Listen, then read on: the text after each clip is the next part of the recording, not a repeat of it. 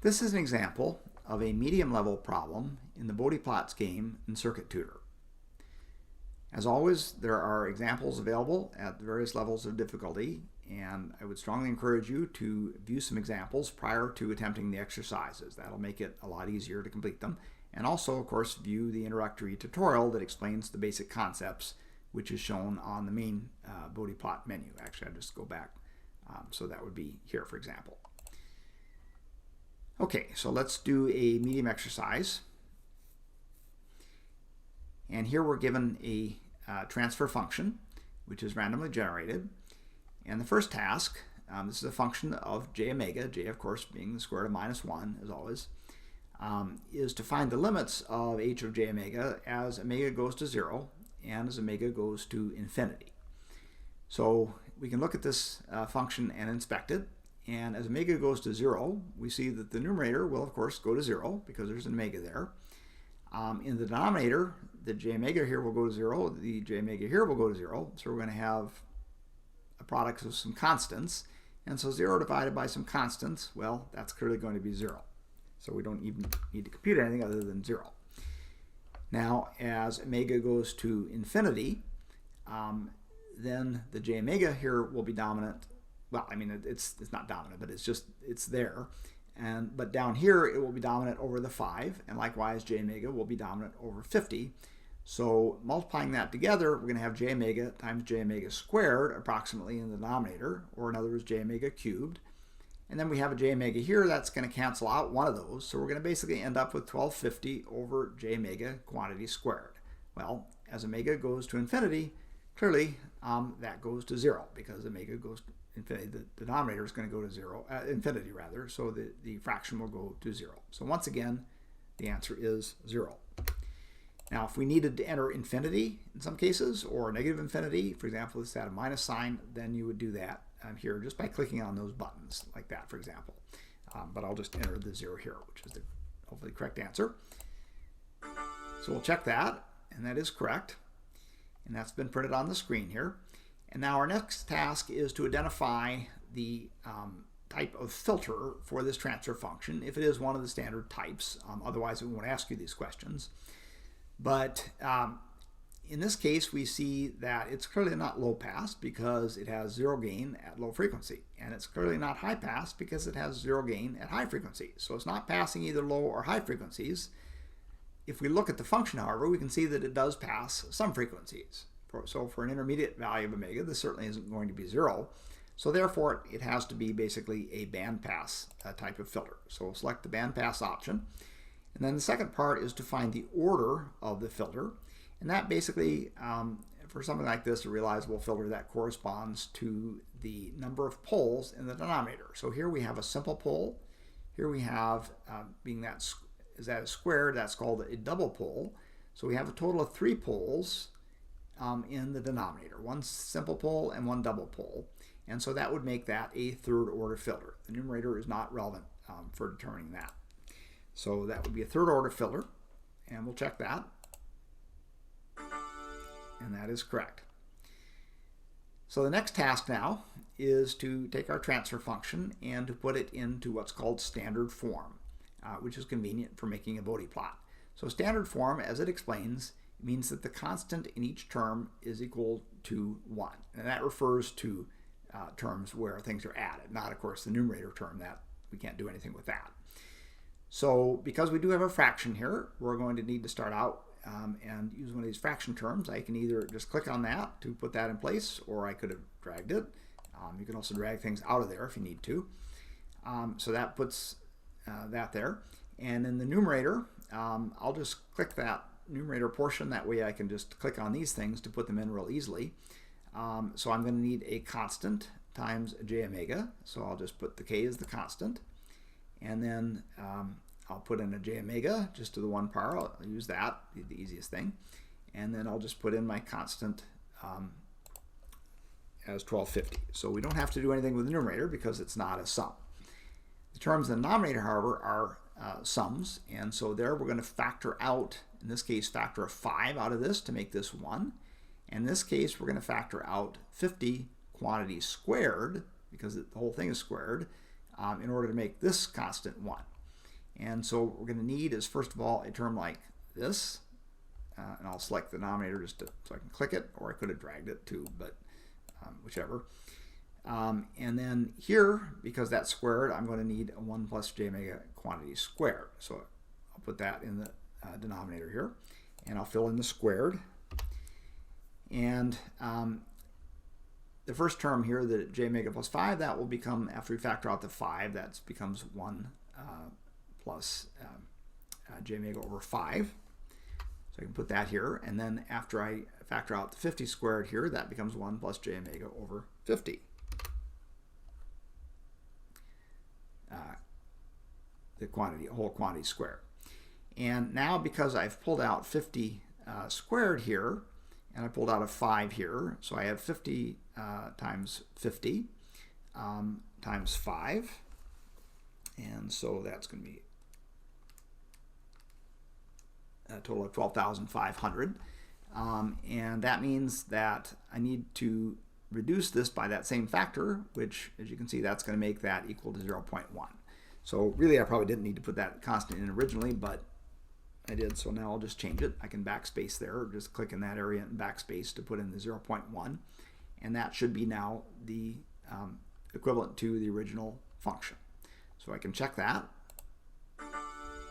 And that is correct for the standard form. Okay, so that's now been printed on the screen here as I scroll down a little bit in this form.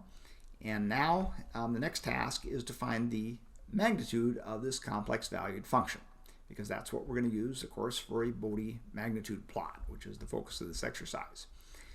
So in order to find the magnitude of something like this, I need to use several rules that apply to finding the magnitudes of complex numbers. And the first rule is, because I have a fraction here, I have a quotient basically, I need to remember that the magnitude of a quotient is equal to the quotient of the individual magnitudes of the numerator and denominator. And that follows directly from how you divide complex numbers. Remember that in exponential form you have a magnitude times e to the j theta in each case, and so when you divide those, you just divide the magnitudes and then you subtract the phase angles, just according to the laws of exponentials. Now in the denominator, I'm going to have to take the magnitude also of a product, because I have a product of two different terms here. And so then we need to remember that the magnitude of a product is equal to the product of the magnitudes. And again, that follows directly from the method that you use to multiply complex numbers. You multiply their magnitudes and you add their phase angles. Now remember that those rules do not extend, most emphatically do not extend to sums and differences. Right? The magnitude of a sum is not the magnitude, the magnitude of a sum is not the sum of the individual magnitudes, and the magnitude of difference is likewise not equal to the difference of the individual magnitudes. So don't get caught in that trap, because that will lead to very serious errors. Okay, but here we're only dealing with sums and products. And then, of course, for each individual term as a complex number, we need to remember that the magnitude of something like that is the square root of the real part squared plus the imaginary part squared. So if you look at 1 plus j omega over 5, the real part is, of course, 1. It's the thing that doesn't multiply j. And the imaginary part is the part that does multiply j. So that clearly here is just omega over 5. So then we're going to need a square root formula. So let's start to build this by starting with a fraction. So I'll bring that in here. And then let's do the magnitude, first of all, of the numerator. Now that's quite easy, because as we see, the numerator has only an imaginary part. It does not have a real part, because it's 0 plus this, if you will, because everything multiplies j. So what multiplies j here is 0.1 omega. So that's going to be a constant times omega. Times omega in the numerator. And that constant is just the 0.1. Now remember, very importantly, that the imaginary part of a complex number does not include the j. The j is never part of the imaginary part. The imaginary part, like the real part, is a real number, never a number that contains j. Okay, so that's the numerator. And now for this first term, again, we're going to have the product of these two things, so let's do them separately. And this is going to give me a square root term. So to make that, I use this brackets here with a power, and I'll just put in 0.5 as the power. That makes a square root, of course. And now I need the real part squared. So 1 squared, of course, is just 1. So I'm going to click on that little area inside the bracket. That makes it easy for me to just click here and it'll put it right in there. And then I can do a plus, and then I can do the omega over omega naught squared term, and I'll fill in that as squared. And then here the denominator is the 5. So remember that it's the imaginary part is just omega over 5, and that has to be squared, which is what I'm doing here. So the real part squared plus the imaginary part squared, I take the square root. So that is the magnitude of this term. And then in the denominator, I also need to put the magnitude of this term. Now remember that if we just had 1 plus j omega over 50, it would be the square root of 1 plus omega over 50 quantity squared. But because we're squaring that, the square of a magnitude, the magnitude of a square is the square of the magnitude. So therefore, we don't need the square root basically, we just need 1 plus that. So we'll still need to use a bracket, however. We'll just make the power 1 in the bracket basically. Okay, and so now, again, I'll select that little area and put a 1 plus, and now I'll have the omega over 50 in this case, quantity squared. And again, the reason this is not a square root is because it's been squared by the squaring there. And so that just gets rid of the square root basically and gives it to the 1 power. So that's going to be the magnitude of this function. So let's check that. And that is correct. Okay, so that's now printed on the screen here. And our next task is to approximate this transfer function in each range of omega between what we call the breakpoints. So in the numerator, we have that 0 at the origin, because when omega is 0, that's a 0 of the function. We also have a pole that occurs at 5 radians per second here. That's going to be the break frequency, is when omega is equal to 5. And here there's another, what we call a double pole, because this term was squared, that's a double pole, and that's going to occur when omega is equal to 50 radians per second. So I'm going to have break frequencies at 5 radians per second and at 50 radians per second. So that means I'm going to have 3 different regions in which I want to approximate this function in order to create the straight line asymptotes to my Bode plot. And that's a way to construct a Bode plot. And it's, you know, sure, we could plot this directly just using a computer. We wouldn't have to figure out these asymptotes. But when you're designing a system like an electronic circuit or a control system, knowing how these breakpoints and how the poles and the zeros basically influence the shape of this is very important for designers. And that's why it's important to learn how to make these types of plots, even if you could do it with a computer. And of course, we will use a computer for the exact plot in the end. So let's first consider the case where omega is much less than 5 radians per second. So if omega is much less than 5, if we look in the denominator here, then omega over 5 is going to be much less than 1. So that means we could approximate this square root by just basically neglecting the omega over 5 quantity squared term. So that means we just get the square root of 1. So basically that square root term essentially goes away.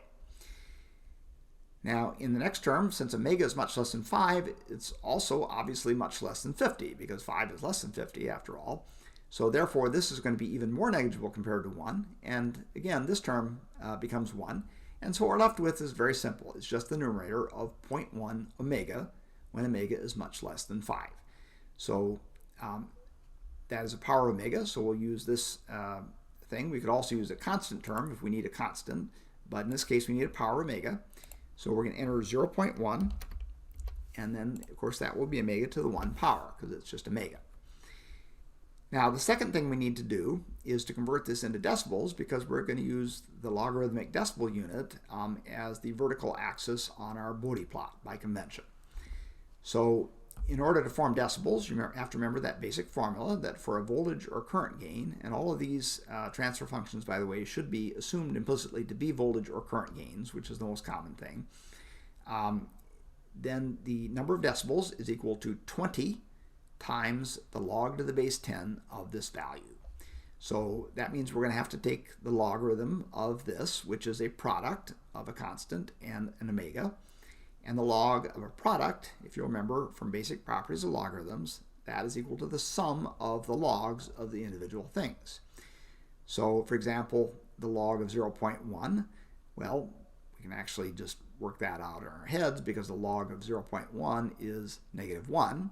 And so -1 times 20 will just be -20. I mean, you could use a calculator, but there's really no need for that because that's an elementary case. Then now for the log of omega, well, we take the log of omega, that just gives us log omega, and then, you know, the 1 comes out front, but it doesn't do anything. So basically, but as that goes up, as omega increases by a factor of 10, that's going to increase this by 1, and that's going to make this go up by 20 decibels, because remember there's a factor of 20 out in front of the logarithm. So that's going to have a slope of 20 decibels per decade. Anytime this is omega to the 1, which is on a log-log scale, that would be a slope of +1. But when we're using decibel units, it would be 20 decibels per decade, or alternatively, you could call that 6 decibels per octave, but we're not using octaves here. So, okay, so that's the approximate value there. And next, we're going to approximate this in the range between 5 and 50 radians per second. And what we're going to assume in that range for the purposes of an asymptotic approximation, whether or not it's strictly valid, is that omega is much bigger than 5, but much less than 50. And we're going to make both of those approximations in this region.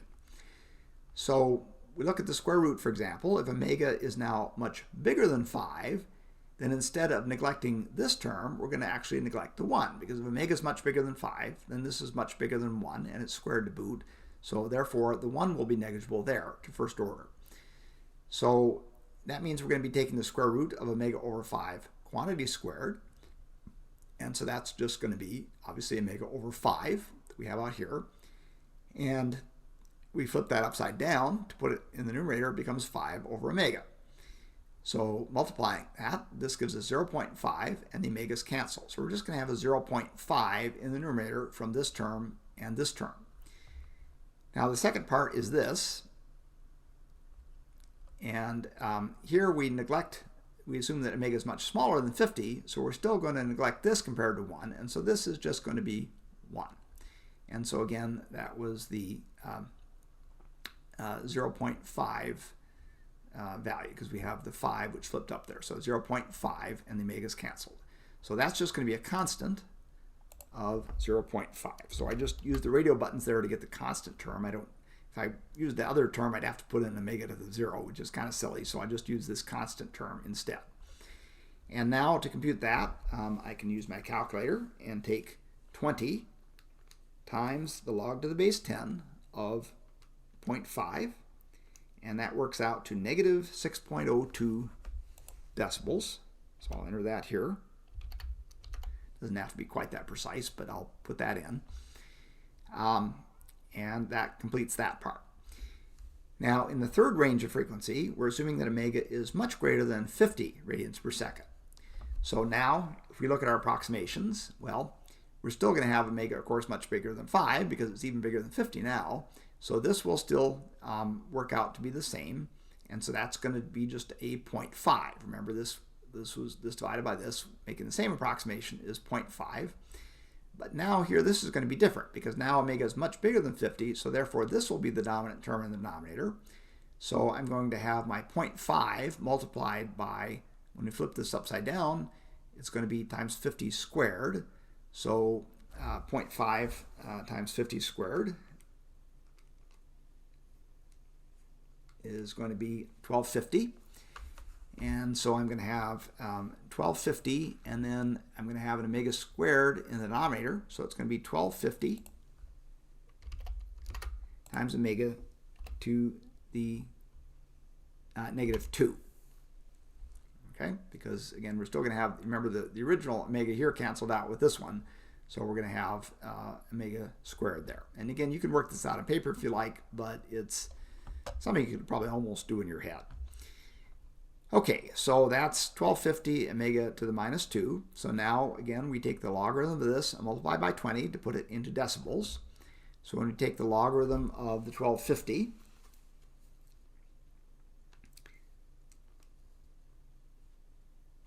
and then multiply that by 20. That gives me 61.94 decibels is going to be the constant. And now the slope, remember we're going to have basically, as you take the logarithm of omega to the minus 2, that brings the minus 2 rather, out in front of the logarithm by the properties of logarithms. And so that minus 2 multiplies the 20, and that's going to be minus 40 dBs per decade will be the slope. Okay, so again, anytime you have an omega to the minus 2, that's going to be a slope of negative 40 dBs per decade. Okay, so that should be each of the linearized approximations, and now we'll check that. And that is correct. And those approximations have been written here. And they've been rounded off slightly, but that's sufficient for our purposes. Okay, so now it's asking you to basically find the slope to each of, well, to the right of each of these breakpoints. The first so-called breakpoint is at negative infinity, and then there's breakpoints at 5 and 50 radians per second in this case. So the initial slope is just from this. That's the 20 dBs per decade. In the second region, you see there is no log omega, so that's a slope of 0. That's just a constant. And then here we have a slope of minus 40 dBs per decade. So we just enter that value in here. So that's all quite easy. Then the next thing we have to do is to put in some values of the asymptotes at the breakpoints. These sort of fixed points on our curve to aid in doing the plot if we were doing this by hand, for example, on a piece of paper. So at omega equal to 5, well, that's on the boundary, for example, between this region and this region. Right? That's the breakpoint there. So we could take omega equal to 5, take its log value to the base 10, multiply by 20 and subtract 20. But to be honest, it's easier here because that has to agree with this because these plots are always continuous. We could really just use the constant value, and that saves us doing that calculation. But you could do the calculation, and it's worthwhile just to verify that that, in fact, will give you the same value as this. So I would recommend doing that just to satisfy yourself. But I'm just going to enter negative 6.02 there as that magnitude.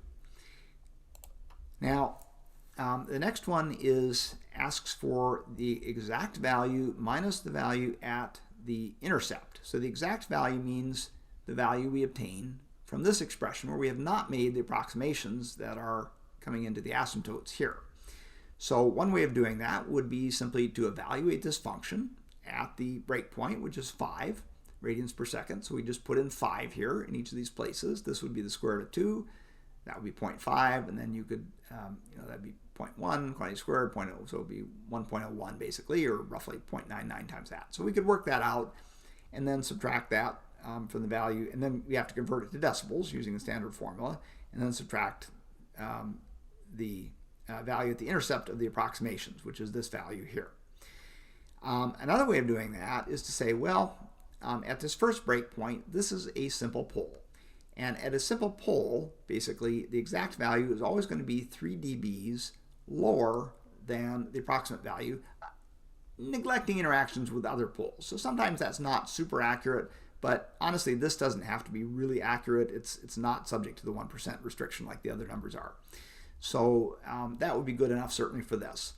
And so that means that the exact value is going to be below this. So that means the exact value minus the approximate value is going to be a negative 3 dB. Now you do need to make sure that you get the correct sign there or it'll be marked wrong. So that's going to be the exact value will be 3 dBs lower than the approximate value. And like I said, if you want to just compute that exactly, you could get maybe a little bit more accurate number, but that's good enough for the purposes of making a plot. Okay, then at the 50 radians per second, then once again, we could take 50 and take its logarithm, multiply by negative 40, add to 61.9. But an easier thing, again, is just to use the constant value, since once again, it's continuous at this boundary between these two regions on either side of that breakpoint. So I'm just going to use that same value in this case of negative 6.02. And then in this case, this is actually a double pole. So that's where you need to be a little bit careful, because a double pole is basically going to have twice the deviation of a single pole. And really, all you're doing here is just neglecting all this other stuff and, comparing these two approximations. So basically, where omega is equal to 50, it's a factor of 2 difference. And so if you take a logarithm of that, it's going to be negative 6 dB. Okay, so it's basically going to be double the deviation that we have at a simple pole, because that is a double pole. And again, that's because the original function is squared there. So those are our values, and now we'll plot this. You have to plot it before you're allowed to check the answer. If you're doing it on paper, you would do this by hand. And it would be good for you to go through the exercise of actually doing this by hand, like you might have to do on a test, for example. But here, it's going to help you just by doing that. Notice we've got the slope here of plus 20 dBs per decade. So again, every time a decade, that's a factor of 10. So I'd go from here, this value, down by a factor of 10 lower, and then you'd be down by an amount 20. So you'd take this and subtract 20 to basically get that slope. And then here, the slope, as we said, is minus 40. So starting at this value, which again, this is the value of about negative 6 roughly, then every time you go up by a decade in frequency, which is a factor of 10 here, that will go down by 40 dBs. And so you can see how that's twice as steep as this is. And again, you'd have to plot at least 2 points to define a line if you're doing this by hand. But the computer is basically doing that for you here. Okay, so having sketched that, and again, the exact curve is going to come in underneath the asymptotes a little bit, so it'll be down by 3 dB here and about 6 dB here, neglecting the interactions between those two things. So we check that, and that is correct.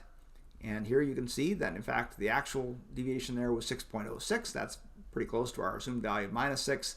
And the actual exact thing here is minus 3.1, which again is very close to the minus 3. So that's good enough for plotting purposes. And it shows you a little bit more information about the plot here. And you can also, if you wish, you can view this on, say, linear vertical axis to get a better idea what that looks like on linear axis. You could look at it on a horizontal linear axis, or you could even put both of them on linear axes if you want. But in any case, that basically completes the medium example.